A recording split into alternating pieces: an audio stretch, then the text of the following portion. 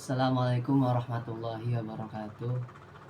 Kenalkan, saya Abil Fadli dari jurusan Bimbingan Konseling Islam kelas 1D, ingin mencoba mereview buku yang berjudul Pendidikan Kaum Tertindas karya Paulo Freire. Di dalam buku ini Paulo Freire memberikan kritik terhadap konsep-konsep pendidikan yang menindas secara kasar maupun secara halus. Dalam buku ini terdapat 4 pokok pembahasan. Yang pertama yaitu mengenai humanisme dan dehumanisme. Beliau, Paulo Freire, selaku penulis, memaparkan bahwa pendidikan kaum tertindas merupakan proses untuk mengembalikan fungsi pendidikan sebagai alat menghilangkan segala bentuk penindasan terhadap manusia, atau dapat juga disebut sebagai memanusiakan manusia.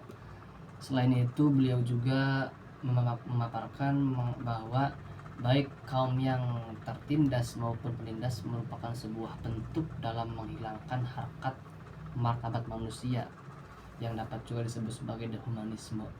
Sehingga dalam hal ini perlu adanya tokoh revolusioner dari kaum yang tertindas untuk melakukan sebuah gerakan-gerakan revolusi bagi kaum yang sedang ditindas, dikarenakan kaum yang penindas menjadikan segala sesuatu yang di sekitarnya sebagai objek kekuasaan mereka. Kemudian pembahasan yang kedua yaitu mengenai perbedaan antara konsep pendidikan gaya Beng dan konsep pendidikan hadap masalah. Konsep pendidikan gaya Beng memposisikan guru sebagai subjek dan memposisikan murid sebagai objek, sehingga dalam konsep ini terjadinya dominansi sisi, dalam artian siswa tidak adanya kebebasan dalam mengekspresikan segala sesuatu. Kemudian Paulo Freire memberikan konsep baru, yaitu konsep pendidikan hadap masalah, yang memposisikan guru dan murid sebagai subjek sekaligus sebagai objek, yang artinya tidak adanya dominansi antara guru ataupun murid. Dapat diartikan bahwa murid memiliki kebebasan dalam mengekspresikan segala sesuatu. Kemudian pembahasan yang ketiga yaitu dialektika. Dalam dialog terdapat sebuah kata. Menurut beliau, dalam suatu kata terdapat 2 unsur penting. Yang pertama yaitu refleksi, yang kedua yaitu tindakan. Ketika dalam suatu kata tidak terdapat refleksi, maka kata tersebut hanya dapat dikatakan sebagai verbalisme.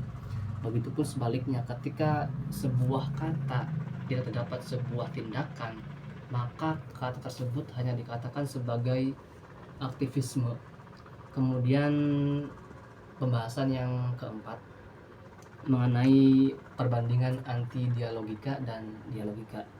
Pendidikan anti dialogika mengharuskan adanya penindasan ataupun penaklukan terhadap manusia, sedangkan ciri-ciri daripada pendidikan konsep dialogika adanya konsep kooperatif atau kerjasama, sehingga tidak adanya kepemimpinan dalam revolusioner.